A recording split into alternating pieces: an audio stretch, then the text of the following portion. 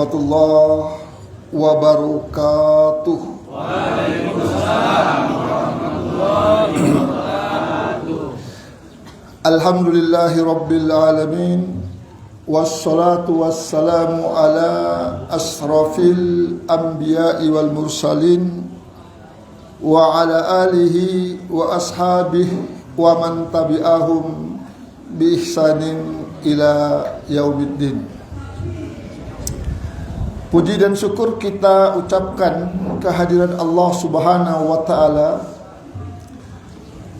atas karunia nikmat yang dilimpahkan Allah Subhanahu wa taala kepada kita semua, sehingga kita masih diberi semangat untuk mempelajari agama kita, mempelajari Al-Quran, mempelajari sunnah Nabi-Nya Sallallahu Alaihi Wasallam. Dengan ilmu yang kita dapat, yang kita tuntut, yang kita dengar, semoga ilmu ini dapat membentengi diri kita, menjaga diri kita di dunia dari segala macam bentuk perbuatan yang haram, perbuatan yang mungkar, perbuatan yang menjauhkan kita dari Allah Subhanahu wa taala. Selawat dan salam marilah kita tujukan kehadirat Rasulullah sallallahu alaihi wasallam, kepada keluarganya, sahabat-sahabatnya, dan orang-orang yang telah mengikuti sunnah Nabi-Nya sampai hari kiamat.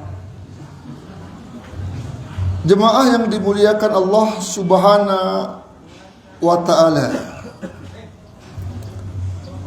bahwa menuntut ilmu, mempelajari Al-Quran dan sunnah ini bukan perbuatan yang mudah, perbuatan yang tidak disenangi oleh iblis, perbuatan yang tidak disukai oleh setan. Karena iblis dan setan ini berusaha menjauhkan kita dari agama kita, menjauhkan kita dari Al-Quran, menjauhkan kita dari sunnah Nabi-Nya Sallallahu Alaihi Wasallam. Makanya mempelajari Quran, menjadi orang baik itu payah, banyak gangguannya. Kalau orang jahat, setan gak ganggu lagi. Makanya kejahatan bisa khusyuk. Kalau kebaikan payah, datang kemari pun kadang-kadang ini pikirannya udah kemana-mana. Ingat keluarganya, ingat istrinya, ingat anaknya di rumah. Yang diinginkannya kita nggak isi kepala kita ini dengan ilmu agama. Tapi kalau main kartu bisa serius kan, nengok mata, telinga. Serius semuanya, konsentrasi. Apa yang keluar cepat dilihat, semangat semua, bisa berkeringat. Udah nggak gerak-gerak nengok kartu itu mau keluar yang dicarinya itu. Serius. Tapi kalau belajar agama nggak suka setan. Yang diinginkan setan itu manusia itu bodoh terhadap Al-Quran dan Sunnah. Karena kebodohan itu pintu gerbang yang besar, pintu gerbang yang mewah untuk menyesatkan manusia. Makanya kita diajarkan Nabi untuk berdoa, nambah ilmu. Rabbi jidni ilman warzuqni fahman. Apa itu artinya? Apa artinya itu? Rabbi zidni ilman warzuqni fahman. Apa artinya? Coba angkat tangan, saya kasih hadiah aja. Ini banyak kali hadis saya suruh habis hadiah ini.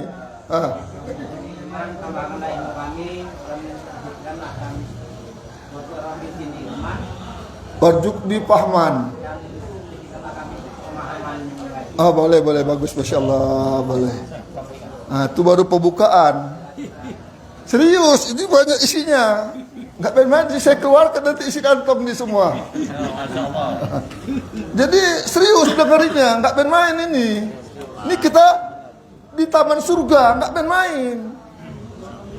Karena Nabi yang mengatakan idza marartum biryadil jannah farta'u, jika kalian lewat di taman surga mampir.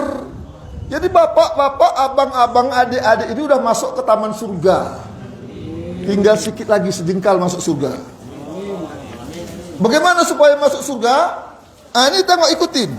Kalau kata Nabi tadi masuk ke dalam surga, Nabi katakan idza marartum biryadil jannah farta'u. Jika kalian lewati taman surga, mampir, singgah, masuk, semangat. Semua sahabat heran, kenapa sudah ada taman surga di dunia? Sehingga mereka tanya, ma hiya riyadul jannah ya Rasulullah? Apa taman surga itu ya Rasulullah? Maka jawab Nabi, majlisul ilmi, majelis-majelis yang di dalamnya dibacakan Al-Quran dan Sunnah. Jadi sejengkal lagi masuk surganya apa? Ta'lamu kitaballahi watba' ma fih. Kamu pelajari kitab Allah, Al-Quran dan Sunnah, kamu ikutilah yang ada di dalam kitab Al-Quran dan Sunnah itu, akan membawamu ke dalam surga. Jadi Al-Quran dan Sunnah itu jembatan. Jadi kita udah masuk ke taman ini. Karena kalau masuk sini kan pakai taman juga kan di depan. Kalau masuknya dari atas, wah ada payah. Nah, jadi udah masuk taman. Jadi sejengkal lagi. Ta'lamu kitaballah watba' ma fi, ikutin. Jadi untuk mengikuti, konsentrasi. Jangan kasih kosong di sini. Mata jangan kasih lemah. Karena kalau waktu pengajian dijaga supaya jangan ngantuk. Jaga fit. Mau apa dibuat, buat. Bawa kopi, bawa anti ngantuk, bawa balsem supaya jangan ngantuk, maksudnya seperti itu. Jadi itu. Apalagi bahasan kita hari ini bagus, penting ini. Apa bahasan kita Pak Budi? Melepaskan jin nasab. Iya, melepaskan jin nasab. Karena di tubuh kita ini ada jin ini semua, nggak terkecuali saya. Maka Nabi telah mengatakan dalam hadis yang diriwayatkan oleh Imam Ahmad dan Imam Muslim, meriwayatkan dalam kitab mereka Al-Musnad dan As-Sahih, Nabi mengatakan, ma minkum min ahadin illa qulubihi qarinah minal jin wa qarinah minal malaikah. Tidaklah setiap kalian itu ada dua pendamping, dua teman yang menyertai. Qarinah minal jin, pendamping dari galangan jin yang membisikkan kejahatan, wa qarinah minal malaikah, dan pendamping yang dari malaikat yang membisikkan kebaikan. Nah, jadi ada jin yang dua-dua ini nggak bisa dibersihkan. Mau pakai apapun untuk bersihkan, pakai rinso, pakai kaporit, nggak bisa. Mau betapa, mau suluk, nggak bisa bersih. Karena Allah yang sudah ciptakan setiap manusia. Cuma untuk dilemahkan bisa. Fungsinya, kalau yang besar bisikan jin, qarinah minal jin, dia senang melakukan kemaksiatan, sedang melakukan kejahatan, yang menghembus, yang memberi bisikan, yang memberi semangat, dorongan di tubuhnya, kejahatan. Makanya ini nggak bisa dinasihati, payah dikasih tahu. Tapi kalau qarinah minal malaikah yang kuat, ini orangnya bagus, senang, semangat beramal, semangat menuntut ilmu, semangat ibadah, semangat menjadi orang taat, benci dengan maksiat. Dua-duanya ini nggak pernah bersatu, sama kerja enggak. Nabi sampaikan ini dalam hadis yang panjang, hadis lain. Aisyah bertanya, ya Rasulullah, apakah di tubuh saya ada jin? Ada setan? Apakah di tubuhmu juga ada setan ya Rasulullah? Maka Rasulullah mengatakan, na'am, Iya, di tubuhku juga ada. Setiap manusia ada. Nabi katakan, walakin Rabbi azza wa jalla a'anani alaihi hatta aslama. Akan tapi Allah subhanahu wa ta'ala menolongku sehingga jin yang mendampingi tubuhku masuk Islam tidak membisikkan kecuali kebaikan. Jadi Nabi kadang kiri baik, kita kadang baik kadang buruk. Jadi untuk melemahkan jin yang ada di tubuh kita itu apa caranya? Dengan apa kita buat? Itu mudah lah. Itu kan udah pernah saya sampaikan juga ini. Ini kan karena kita mau buka bahasan itu, kita akan ulang-ulang sedikit. Udah pernah ini saya sampaikan sedikit dulu waktu mula-mula saya di sini. Orang kita pula udah ruqyah berdiri di sini kok. Udah pernah kita buat ruqyah kan? Yang orang-orang lama di sini tahulah. Nah, udah pernah kita ruqyah di sini. Apa caranya? Angkat tangan lah, angkat tangan. Dengan apa kita akan lemahkan jin yang ada di tubuh kita? Qarinah minal jin tadi. Masya Allah, kita kasih dia. Mantap kali hadiahnya. Mantap, mantap, bagus, bagus sekali. Jawabannya betul. Dengan menuntut ilmu dengan baik. Hah? Yang apa? Ini bagus ya. Kita kasih yang A aja lah ya A.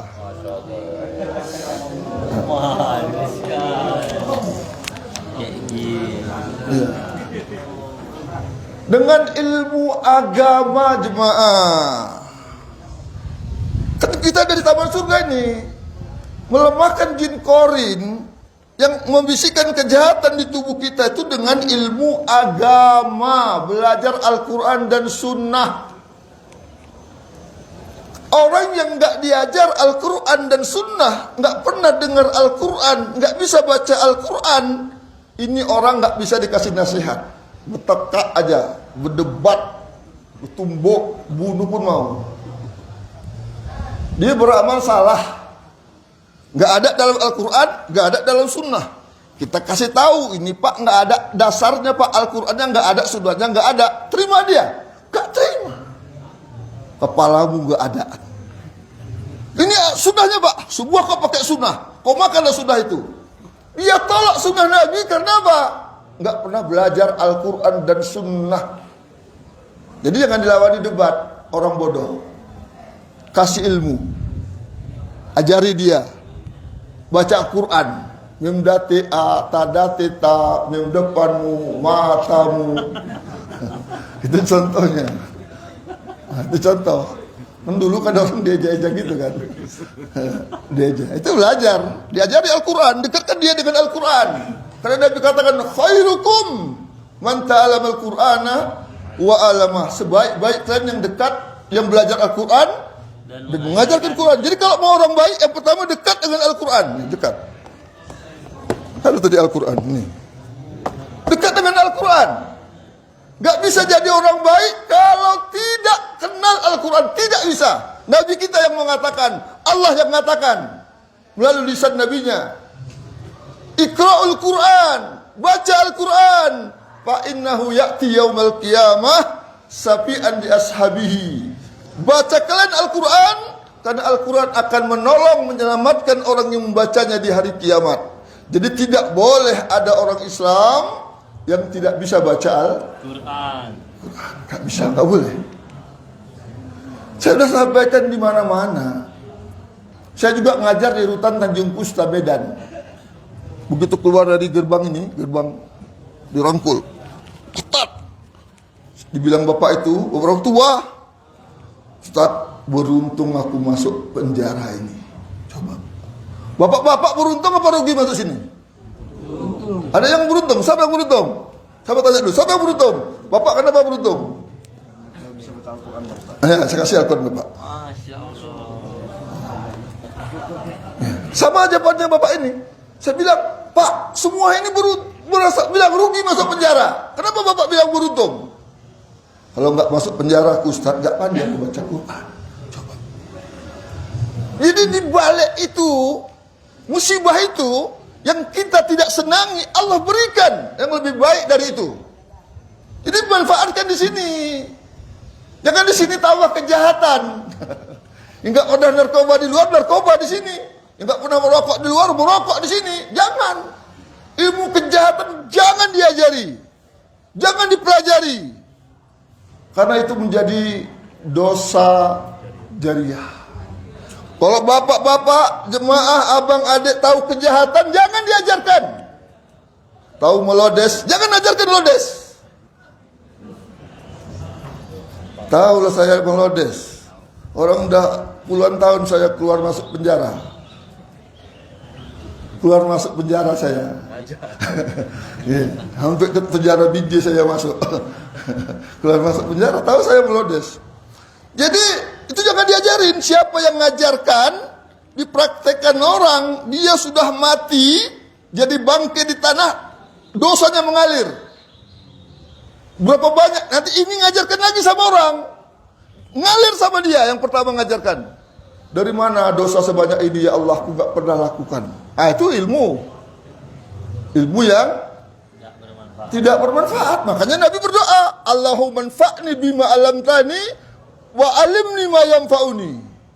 Ya Allah, lindungi, jauhkan dari diriku ilmu yang tidak ada manfaatnya, yang tidak ada gunanya, yang tidak membawa dekat kepadamu ya Allah, tidak membawa kebaikan ya Allah.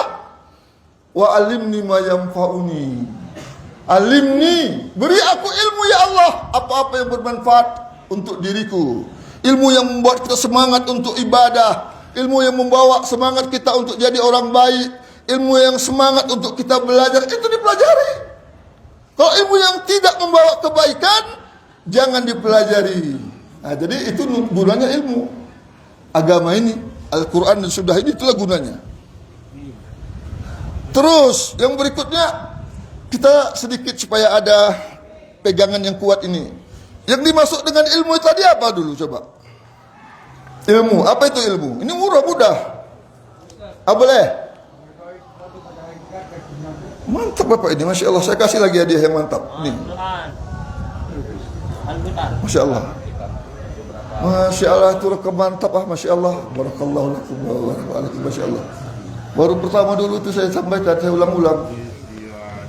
Itu dia ilmu. Itu tadinya ilmu. Ilmu itu adalah idrakas syai' ala ma huwa idrakat jaziman. Mengetahui sesuatu sesuai dengan hakikat sebenarnya. Sebenarnya hakikat sebenar Islam apa? Al-Quran dan Sunnah. Jadi kita belajar Islam itu harus sesuai Al-Quran, sesuai dengan Sunnah.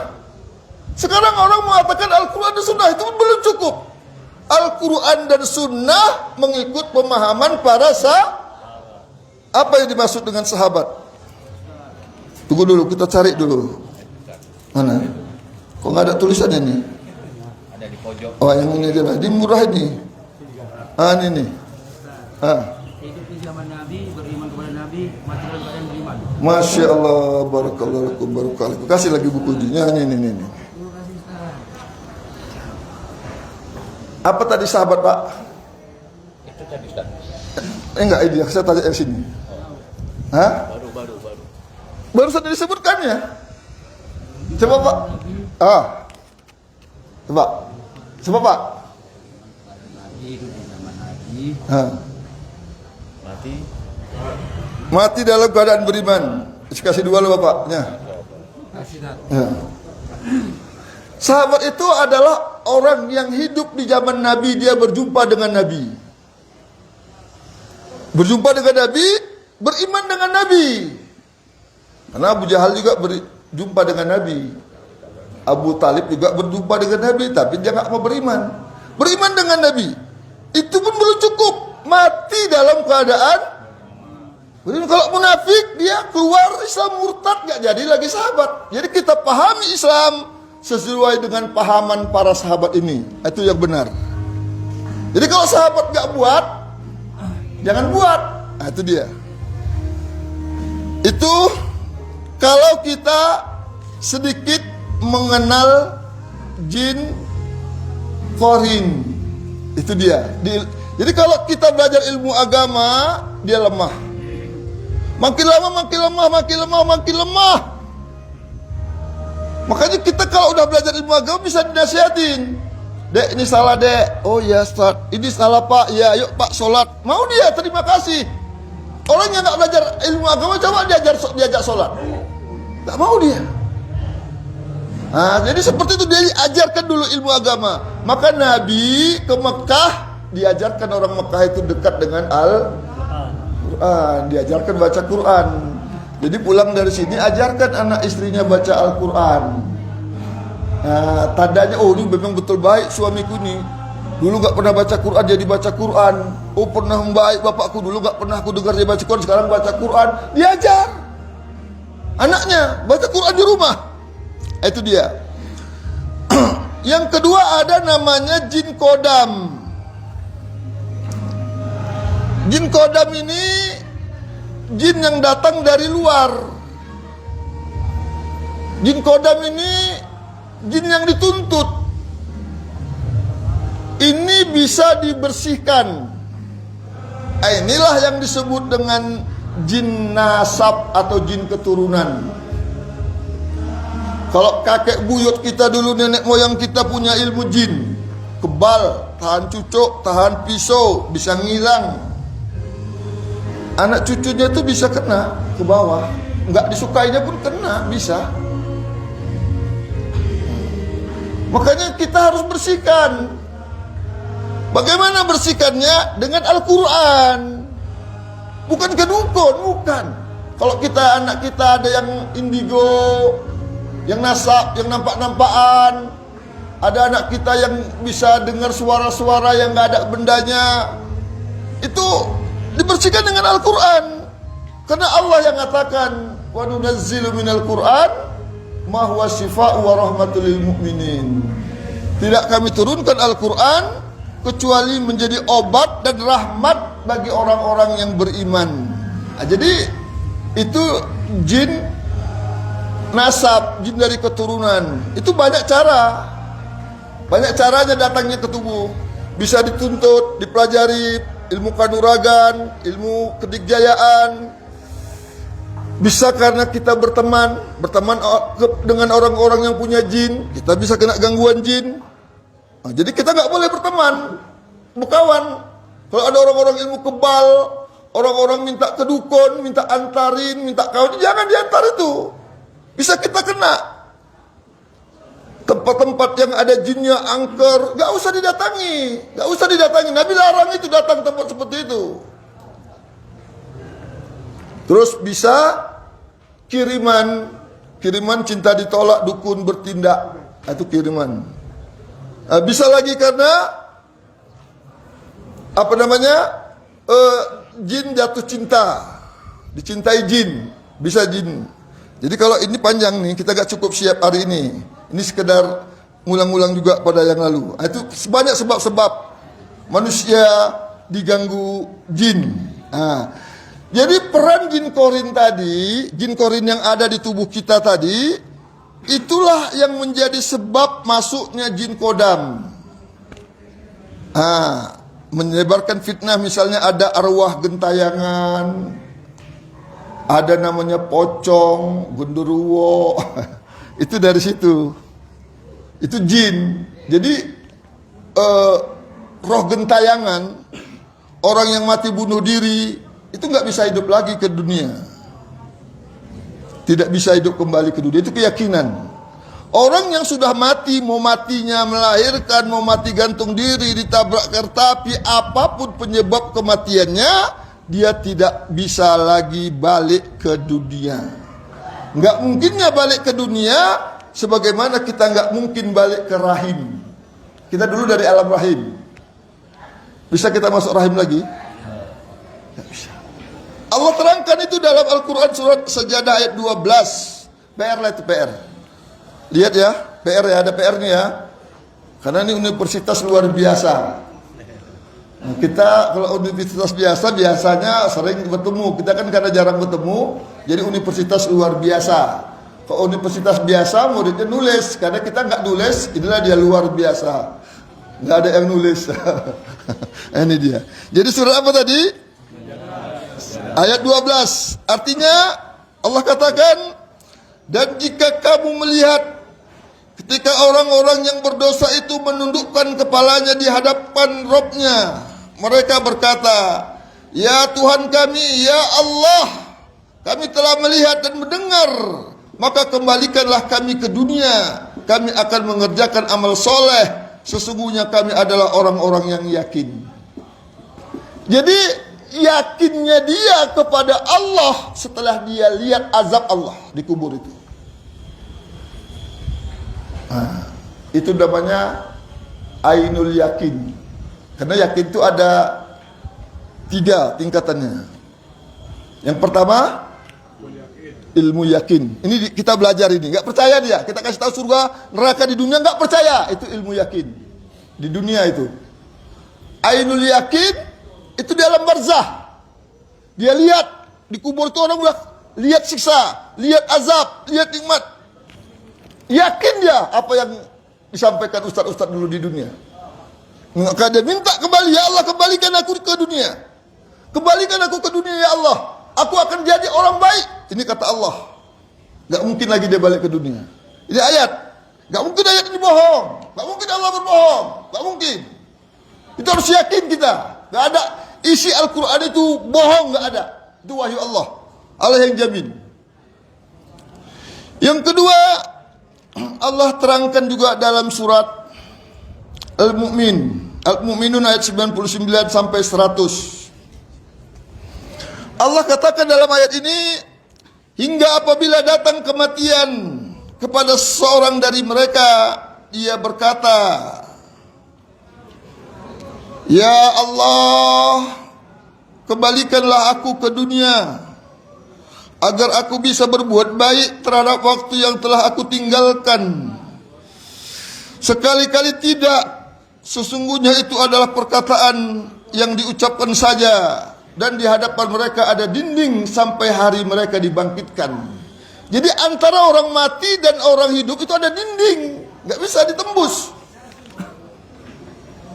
Karena ketika kita akan sakratul maut, itu sudah kita tahu kita akan jadi orang celaka atau orang bahagia. Makanya ada su'ul khotimah, mati yang buruk, ada husnul khotimah. Coba dulu sebutkan apa tanda-tanda husnul khotimah. Mati yang baik. Ayo, cepat. Cepat. Mati dalam sholat yang baik. Mati dalam sholat boleh. Apalagi tanda-tanda yang lain husnul khotimah. Mengucapkan la ilaha illallah. Mengucapkan la ilaha illallah. Apalagi tanda-tanda husnul khotimah.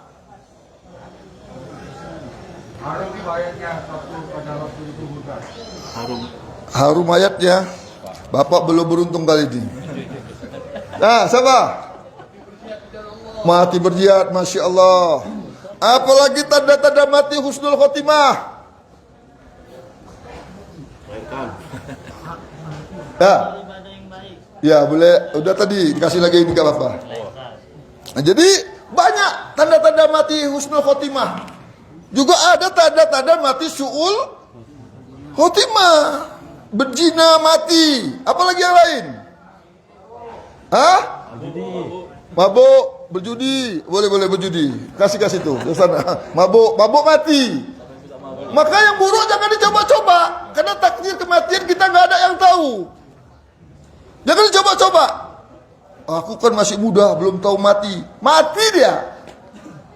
Siapa dapat jaminan? Nah ini dia. Jadi itu nggak mungkin orang yang mati itu balik ke dunia, nggak mungkin. Nggak ada. Ya kuliah di dapur Ustaz kayak bapaknya yang sudah mati. Itulah tadi jin tadi.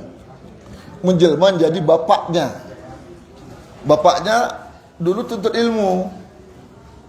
Jelma jadi bapak itu jinnya. Bisa jin korin, bisa jin nasab. Yang biasanya jin nasab itu, jin yang dituntut itu.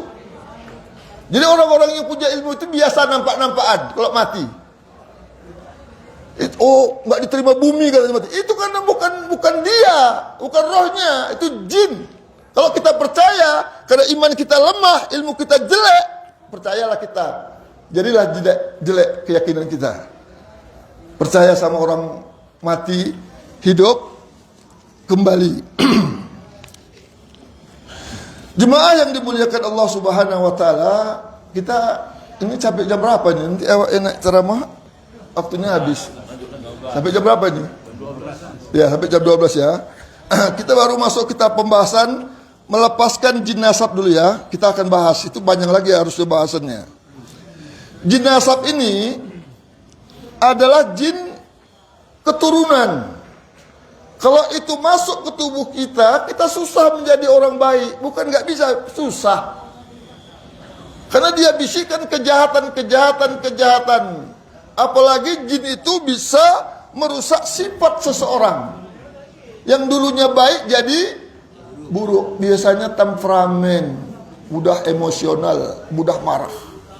Karena marah jalan ke neraka. Menahan marah, sabar, jalan ke surga. Maka ketika Nabi mengatakan kepada sahabat, dia minta nasihat, kata Rasulullah, takdob, jangan kamu marah. Besok-besok datang lagi dia, ya Rasulullah, aku beri nasihat. Nabi katakan juga, la takdob, jangan kamu marah. Besok datang lagi dia minta. Kata Rasulullah, la takdob, jangan kamu marah. Nasihat yang lain ya Rasulullah, sehingga aku tidak minta nasihat kepada orang selain engkau. Maka Rasulullah mengatakan, la takdob walakal jannah, jangan kamu marah, balasanmu surga. Coba. Menahan marah itu udah ada jaminan kita masuk surga. Yang nahan marah itu kita pantas marah. Kepada istri, kepada anak, bisa marah. Kepada bawahan, kepada orang yang lebih rendah, orang yang bisa dari kita rendah, bisa kita lampiaskan. Itu yang ditahan. Nabi nggak pernah marah kepada sahabat, kepada budak, kepada istri. Yang pantas marah pun nggak marah. Itu nahan marah. Kendalikan. Bukan kita suka dengan kebatilan, enggak. Bukan kita suka dengan kemaksiatan, enggak. Kita rubah kemaksiatan itu bukan dengan marah. Tukang marah pun enggak mau dimarahi. Jadi Rasul pernah mengatakan, jika budakmu memecahkan tempayanmu, pecah piring, jangan kau marahi budakmu, karena tempayanmu itu punya takdir. Takdirnya pecah di tangan si budak. Jangan marah. Tak perlu marah itu. Sampai dipijak-pijak budak, sampai mencret, enggak usah. Anak kita pecahkan mobil, pecahkan, tarik garet, hancur, dipukul mobil sampai putus, tak perlu. Itu takdir. Takdirnya rusak di tangan anak. Kita tidak perlu kita marah. Tahan. Sang Nabi tahan marah. Pernah lagi Nabi ketika dia mengajar sahabat, ada seorang istrinya ngantar makanan. Sahabat lagi belajar, itu duduk di situ. Datang istrinya itu ngantarkan makanan. Maka istrinya Aisyah dari dalam, apa itu ya Rasulullah? Setelah yang istri pulang, ini dari Sianu katanya, istrinya disebutkan. Ditampel sama Aisyah, pecah, tumpah. Pulang sahabat, nggak disebut-sebut kejadian itu. Seolah-olah nggak ada kejadian. Coba. Tahan. Apalagi sama istri, kita disuruh berbuat baik. Khairukum li ahlikum wa ana khairukum li ahli. Sebaik-baik kalian adalah yang terbaik kepada keluarga kalian. Saya yang paling baik kepada keluarga saya. Lembut, ramah, bagusnya suara, itu ditujukan kepada keluarga, anak dan istri kita. Kita sama istri kita nggak bisa lembut, sama istri orang bisa. Itu gangguan jin. Iya, nggak bisa aku lembut-lembut sama istriku, tapi sama istri orang bisa. Jadi kita disuruh berbuat baik sama anak istri. Khairukum, sebaik-baik kamu, suami yang terbaik, yang paling baik kepada anak dan keluarganya. Jadi jangan kasar sama istri, gak usah kasar, gak usah marah, bimbing. Kan ketika ijab kabul, ku nikahkan anak kandungku, ku terima. Apa makna di situ? Ku serahkan tanggung jawabku kepadamu. Dan kita terima tanggung jawab. Tanggung jawab apa itu? Dunia aja, belikan listrik, bedak, gincung, bukan. Tanggung jawab dunia akhirat, perbaiki jasadnya dan rohaninya. Dua-dua diperbaiki. Dengan apa diperbaiki jasad? Kasih makan enak, kasih gincu ya lah, bedak supaya cantik. Jangan disuruh cantik istri, gak pernah kasih minyak wangi, kasih bedak yang harum. Diajari dia untuk berhias untuk suaminya. Karena sebaik-baik wanita juga yang berhias untuk suami. Jangan nggak dikasih biaya untuk bedak. Kadang-kadang terbalik ini istri-istri juga kadang-kadang. Dia berhias untuk suami orang, untuk suaminya. Bedak itu apa namanya? Beras yang direndam 3 bulan itu. Beras apa itu namanya? Beras baunya itu ya Allah. Kenapa beras itu direndam tuh? Itulah ditaruhnya ke suaminya. Baunya ya Allah. Udah wangi-wangian, kemana dia bawa? Siapa yang cium pertama wanginya? Ya orang lain, supir angkor, supir grab. Nah, itu dia. Maka diajari istri ilmu agama. Jadi suami istri harus belajar ilmu. Jadikan rumah itu jadi taman surga. Itu dia. Nah ini dia. Jadi jin nasab ini akan membelenggu keturunannya. Maka itu harus diputuskan, dilepaskan. Dengan apa melepaskan jin nasab? Dengan kita belajar ilmu agama ini. Belajar ilmu agama, dilepaskan dia dengan bersumpah. Karena dulu orang tua kita tuh menuntut itu. Menuntut jin-jin itu.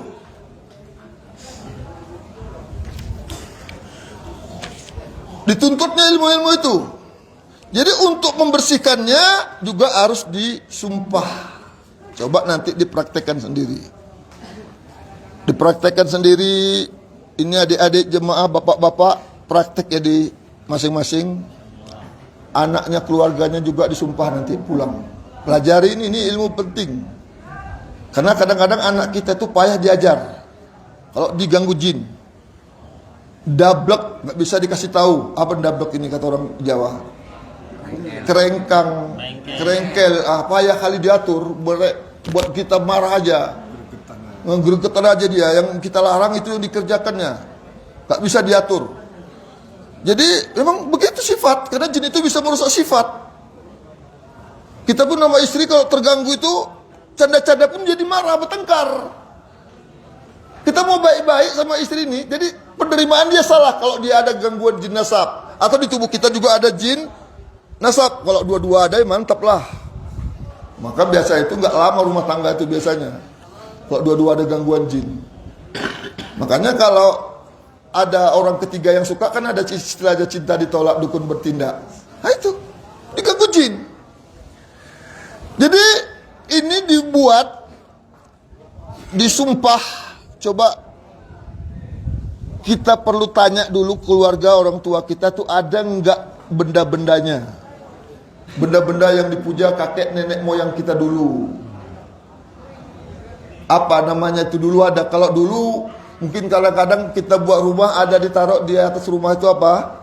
Kain-kain atau benda, kadang keris di atas bunga rumah itu. Orang Jawa itu ada ditaruh keris, taruh apa?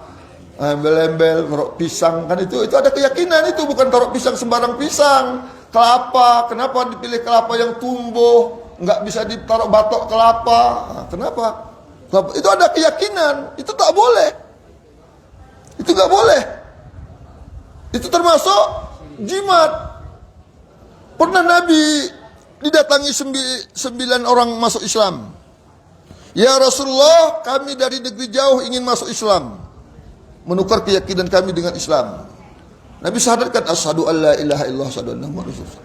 Sampai yang ke-9 Nabi nggak mau, tarik tangannya. Yang 8 ini udah Islam, bertanya, ya Rasulullah, balak tatisa wa amsakat anil hada. Kami datang 9 orang, kami sudah kamu Islamkan 8 orang. Kenapa yang 1 orang ini nggak kau Islamkan ya Rasulullah? Apa kata Rasulullah? Fa'alaihi tamimah. Pada badan orang ini ada jimat. Coba, Rasulullah nggak mau mengislamkan orang yang ada jimat. di badannya. Ada mujizat Nabi, tahu dia di dalam itu ada jimat. Itu mujizat. Nggak bisa dipelajari itu mujizat. Nggak ada perguruan mujizat, nggak ada sahabat yang belajar mujizat. Perguruan mendatangkan mujizat, nggak ada. Sekarang bukan mujizat namanya, ilmu laduni, tenaga dalam, supranatural. Ya supranatural. Itu namanya dirubah-rubah karena jin itu seperti itu kerjaannya. Jadi Nabi tarik dari pinggang itu. Dikatakan man ala tamimah faqad asroka. Barang siapa menggantungkan tamimah, sesungguhnya dia telah berbuat syirik. Diremas-remas, dihancurkan, dicampakkan oleh Rasulullah. Jadi Rasulullah tidak terima orang yang ada syiriknya masuk Islam. Kita sudah Islam baru pakai jimat, coba. Pakai syirik, pakai tamimah, coba. Karena tamimah itu setiap kalung atau batu apa saja yang digantungkan, yang diyakini dapat menolak bala dan bencana, itu namanya tamimah, jimat. Jadi kelapa, benda-benda apa saja yang diyakini seperti itu namanya jimat, nggak boleh. Nggak boleh itu dibuat. Ancamannya keras, karena itu dilarang. Keras, sangat keras. Allah katakan, apa kata Rasulullah? Banyak kali ayat itu. Nabi katakan dalam ayat dalam Al-Quran Allah katakan, faqad haramallahu alaihil jannah. Sungguh-sungguh Allah haramkan atas surga. Wa ma'wahun nar, yang pantas baginya neraka. Wa maliz zalimina min ansar, tidak ada penolong bagi orang yang mati berbuat syirik. Tidak pernah Allah mengancam sebuah perbuatan jahat kecuali ini dengan 3 ancaman. Kalau kita dilarang parkir, tanda parkirnya dilarangnya 3, tanda apa itu? Tanda hati-hati, jangan coba, itu marah kali itu. Nabi larang ini, man faqad haramallahu alal jannah, sungguh-sungguh Allah haramkan atasnya surga. 1. Wa ma'wahun nar, yang pantas baginya neraka. 2. Wa maliz zalimina min ansar, tidak ada penolong bagi orang yang mati berbuat syirik. Ini 1 ayat, banyak kali ayat yang melarang. Ini ayat lagi pakai qad. Qad setelahnya fi'il madi artinya pasti, qorib, dekat. Pasti Allah haramkan, enggak main-main Allah itu. Sama dengan kitab pada qamati sholat. Artinya apa? Pasti ditegakkan sholat. Enggak boleh main-main lagi, enggak boleh tidur-tidur, loyo-loyo, enggak boleh, semangat. Pada qamati sholat, cepat sholat. Nah, seperti itu. Jadi itu dibersihkan. Dibersihkan, nanti dicoba masing-masing ya. Kita nggak coba, kalau coba sempat di sini saya buatkan di sini nih. Tapi nggak, waktunya nggak cocok, nggak cepat. Nanti ada pula yang kesurupan di sini, jadi panjang ceritanya. Nah itu dia. Karena kita sumpah ini mulai nggak enak dia. Kadang nangis dia. Banyak yang berteriak, nangis. Jin itu nggak bisa ganggu lagi. Coba nanti disumpah, beruduk bagus-bagus, tobati kepada Allah kalau pernah nuntut ilmu, kalau pernah belajar ilmu-ilmu itu nyesal. Betul-betul nyesal, karena itu jalan kesengsaraan. Jangan sampai kubur ketika sakratul maut baru menyesal. Semua para dukun ketika sakratul maut nyesal. Karena banyak saya disuruh meruqyah dukun-dukun yang sudah sakratul maut. Ada yang 6 bulan nggak mati-mati, panggillah ustaz, sampai kakinya ini pun nggak bisa diluruskan lagi, saking lamanya bengkok. Nggak mati, itu diazab Allah Subhanahu Wa Taala. Nampak azabnya itu dukun-dukun itu. Ada lagi yang setengah mati, macam-macam lah yang saya jumpai. Jadi susah, itu azab, siksa itu sudah dinampakkan. Kalau bisa dia tarik, nafas itu tarik, tapi nggak bisa lagi. Nah, makanya ingat tobat. Tadi kalau ada benda-benda tadi, kita belum sampai habis tadi ya. Benda-benda yang tadi yang disimpan dari leluhur itu dibakar ya, dibakar. Ada keris, ada benda. Saya tadi mau banyak bawa benda, tapi gak sempat pula bawanya kemari, takut pun gak bisa masuk. Yang baju-baju adalah sebagian. Kalau keris, banyak kali keris, dari yang kecil sampai yang panjang. Di rumah banyak. Nah, dari leluhur udah ratusan tahun, pernah saya bakar, saya Facebook kan, Dimaki-maki saya di Facebook. Ustadz bodoh, goblok, gak bisa menjaga kebudayaan, menjaga macam-macam lah di maki-maki orang. Nah itu. Jadi kebudayaan boleh diikuti kalau cocok dengan Islam. Mintalah saya Ustadz. Saya bilang ini badannya benda jin. Kalau dia benda jin itu kalau kita simpan, kita kasih sama orang, jin itu suka ke situ. Cantik barang itu karena udah dipuja-puja leluhur kita dulu. Nah, jadi jin itu mudah masuk. Saya bakar, maka disuruh bakar. Nah, jadi dibakar itu, jangan lagi disimpan. Kalau ada benda keras apapun namanya itu dulu dibakar dari leluhur. Berikutnya disumpah demi Allah. Wallahi saya bersumpah dengan nama Allah.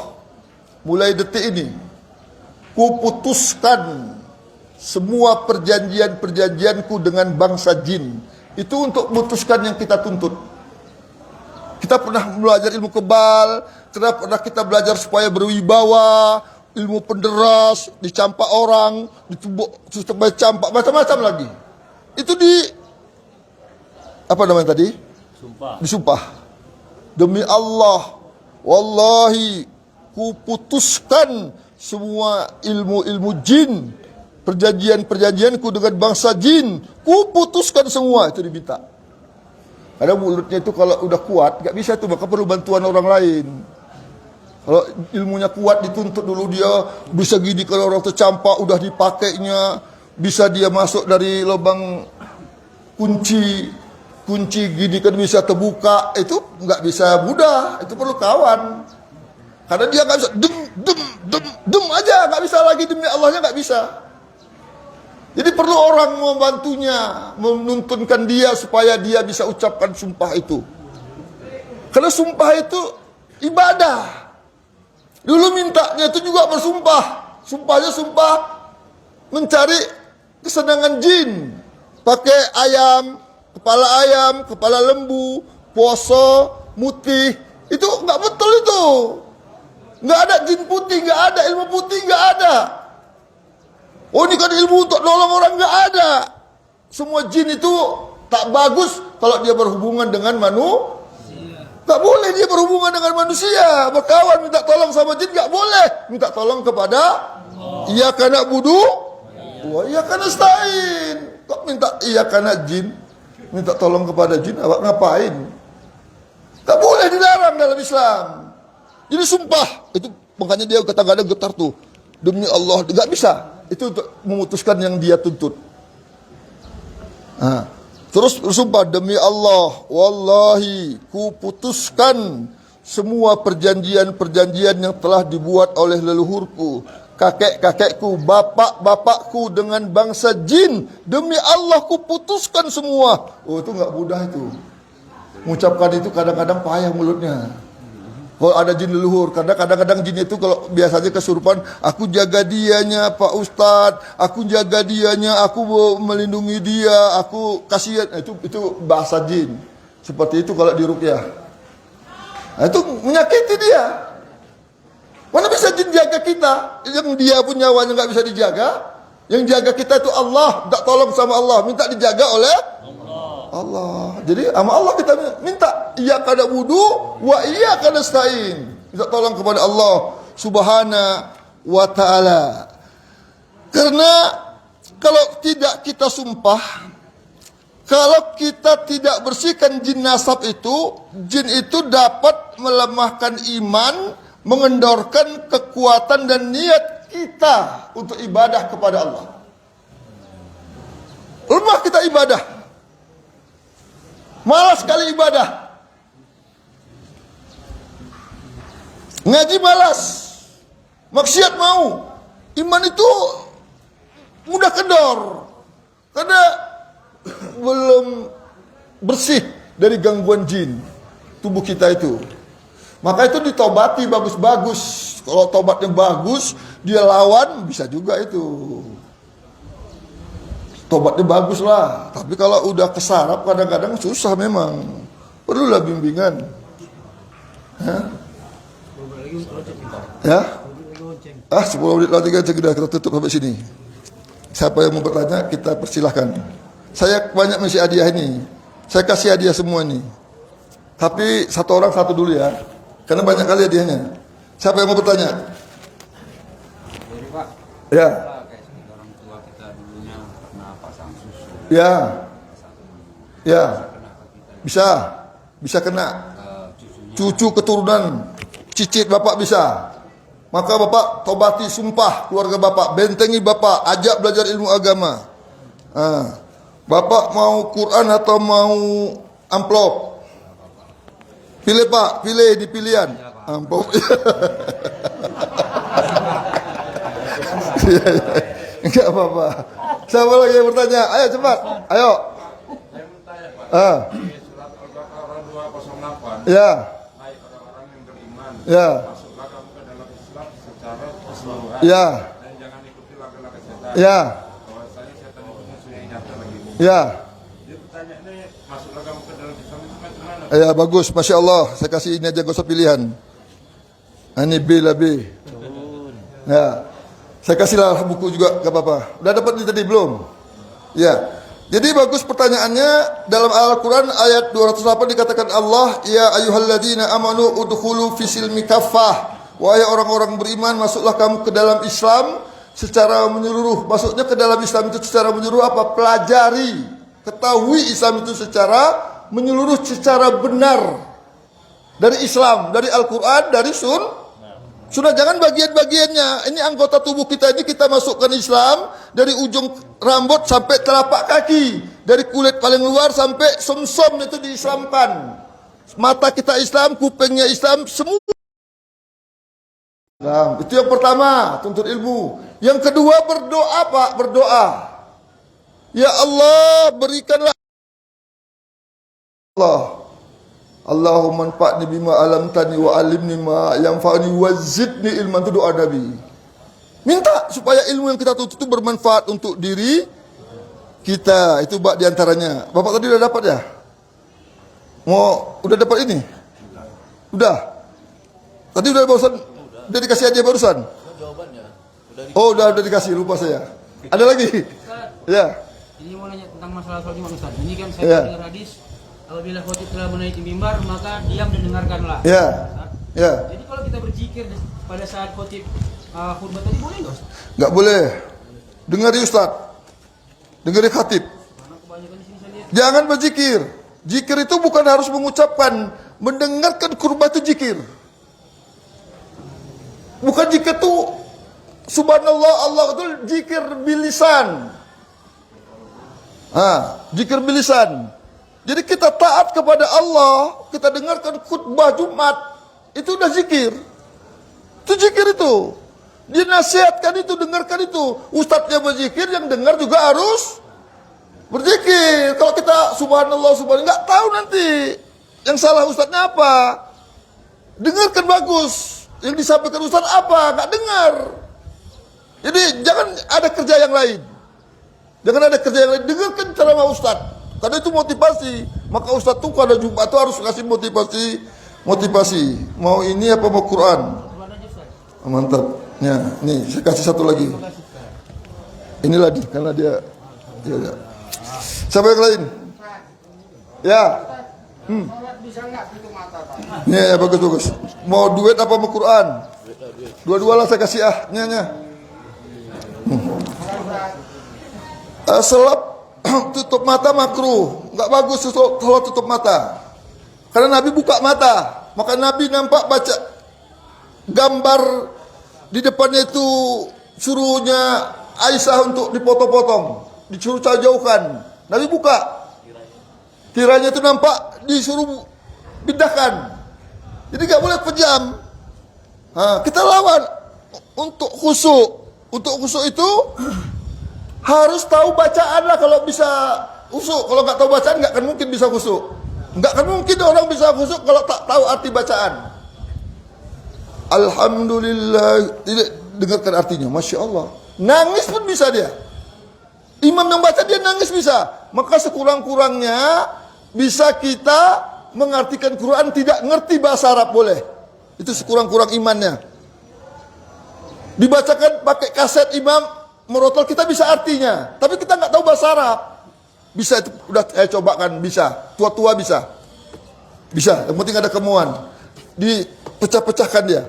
Misalnya, qul, katakanlah.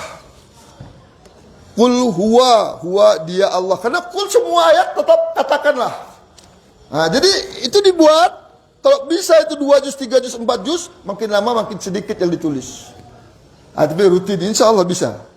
Nah, jadi harus diingat bacaan. Jadi jangan pejam-pejam. Aduh, kayak mana lagi nih anakku nih di rumah. Jangan, gak usah dipejam-pejam. Gak usah dipejam. Makruh sholat, gak suka Nabi memejamkan mata. Ada yang lain? Bolehkah minta tolong atau minta syafaat kepada orang yang masih hidup, Ustaz? Masya Allah, kasih lain nih, kasih ini, kasih 2 bercepat. Nah. Bolehkah kita minta syafaat kepada orang yang masih hidup? Kalau syafaatnya itu dia mungkin melakukannya, bolehlah. Syafaat itu minta tolong. Tapi kalau syafaatnya itu hanya hak Allah, syirik, gak boleh. Misalnya kita minta rezeki, datangi dukun, gak boleh. Karena kalau bisa dukun datangkan rezeki, tentu dukunnya pakai Alphard, pakai Fortuner, dukun kaya-kaya. Dukunnya Senin Kamis kok. Gak bisa datangkan rezeki hak Allah. Sehat, hak Allah, minta sama Allah. Tapi kalau kita minta tolong ambilkan air, boleh.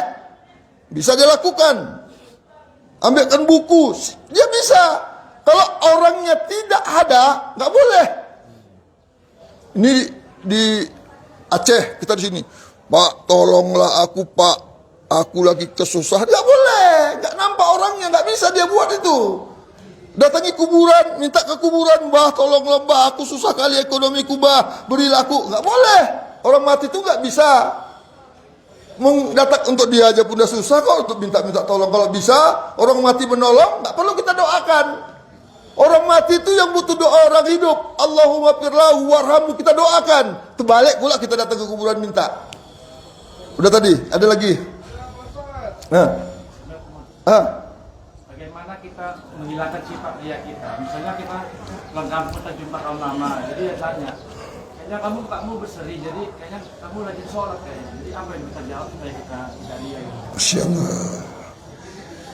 Jadi jadikanlah semua aktivitas kita itu memang untuk dakwah. Dakwah. Jadi kalau kita bilang orang, kalau kamu mau berseri, mau cerah mukamu, ya beruduk, sholat. Diajar dakwah jadi jual silah. Karena diajarkan nanti wajah anggota wudhu itu di hari kiamat akan percaya. Jadi kita akan beda muka orang yang sholat dengan tidak sholat, beda bilang. Ikut kau sholat. Karena saya pernah bawa, dulu saya buka jam di Kampung Lalang. Udah mau azan belum kan? Belum, Ustaz, lama lagi. Mau buka jam, preman itu yang minta-minta orang buang di pinggir-pinggir, sering duduk saya ceramahin. Hari ini saya bawa dia ke pit, nanti kalau saya kasih uang, ayo kita sholat dulu. Saya bawa sholat, jangan lupa, tarik terus ke masjid. Sudah pulang dari masjid, kawan-kawannya, iya. Kok berubah muka kok dia pai bapak ini kau tadi, dia pai bapak ini kau tadi, apa wajahnya kok jadi terang? Nah, coba. Jadi beruduk, nggak pernah beruduk selama ini. Jadi orang yang nggak pernah beruduk itu memang redup mukanya, maka suruh beruduk. Bayangkan kita basuh, berapa kali kita cuci muka?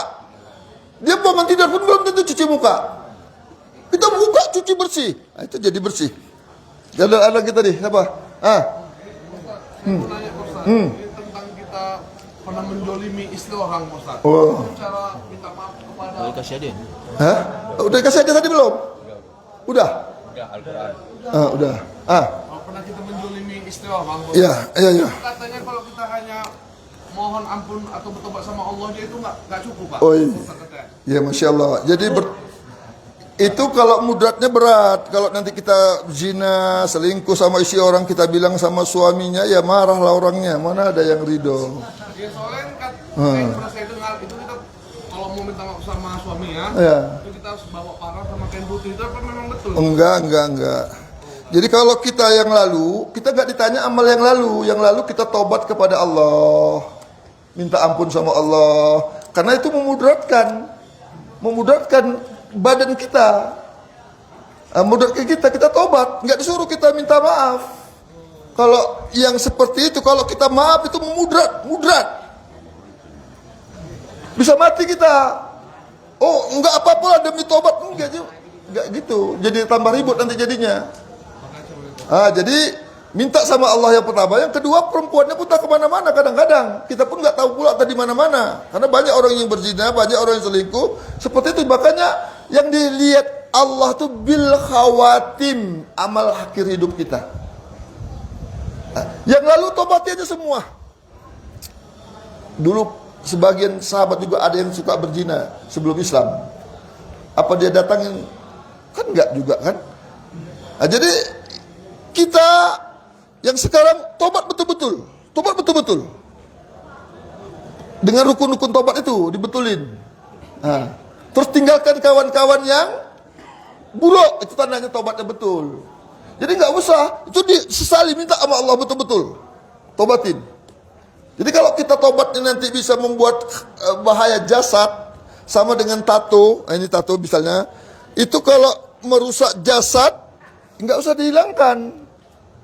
Membahayakan kita kalau dibuat mati, ada yang penuh semua mati, nggak usah. Tapi itu perlu ditutup, jangan dibanggakan, ditutup supaya jangan ada orang lihat, itu ditutupin betul-betul. Itu dia, jangan nampak. Oh, ini aku buka kepala preman, tengok di tato kepala tengkorak harimau, nggak usah, itu jangan ditutupin. Jadi seperti itu. Jadi udah dapat hadiah. Kasih. Ya. Ada lagi yang belakang. Syarat-syaratnya menjadi imam itu apa itu? Syaratnya yang pertama banyak syaratnya. Di antaranya bacaannya bagus, paham tentang Al-Quran. Yang kedua disebut dalam hadis itu hijrah. Hijrah itu dia tahu ilmu agama, tahu ilmu yang berkaitan dengan sholat berjemaah. Dia pelajari dulu sebelum dia jadi imam. Kalau dia mau hari Jumat itu apa namanya? Sujud sajadah, dikasih tahu jemaahnya tentang sujud sajadah. Jangan dia sujud aja. Nanti makmum subhanallah itu pada kejadian, banyak saya jumpai kejadian. Jadi itu yang kedua, dia disukai kaumnya di situ, orang yang disukai, orang tempatan disukai kaumnya, suka dia dengan bacaannya. Makanya dia tahu keadaan jemaah, dia punya ilmu yang berkaitan dengan jemaah. Selain bacaannya bagus, dia tahu ilmu yang berkaitan dengan jemaah. Karena kami baru kejadian, imam kami anak muda salah, subhanallah katanya. Rupanya yang salah makmumnya. Dia udah mau tiga rakaat mau berdiri, dibilang subhanallah, duduk lagi dia. Jadi setelah itu sujud sahwi dia imamnya nggak tahu rupanya. Sujud sahwi satu kali dia duduk, jemaah bilang sujud lagi kamu sekali lagi, baru duduk lagi dia sekali lagi. Jadi sebelum imam maju jadi imam, praktik imam, kita harus memiliki ilmu-ilmu yang berkaitan dengan jemaah. Jadi kita cukupkan dulu sampai di sini. Ini hadiahnya. Kepada Allah kita mohon ampun. Ini diserahkanlah sama pengurus masjid sini ya. Ya, siapa yang mau dibagikan atau untuk perpustakaan sini dipersilakan. Kepada Allah kita mohon ampun. Semoga apa yang saya sampaikan menjadi ilmu yang bermanfaat. Diberikan Allah kita kemudahan, kelapangan, semangat terus sampai akhir hayat kita untuk beribadah, untuk meninggalkan yang mungkar, meninggalkan yang diharamkan Allah Subhanahu wa taala. Subhanaka Allahumma wa bihamdika asyhadu an la ilaha illa anta astaghfiruka wa atubu ilaih. Assalamualaikum warahmatullahi wabarakatuh. Waalaikumsalam.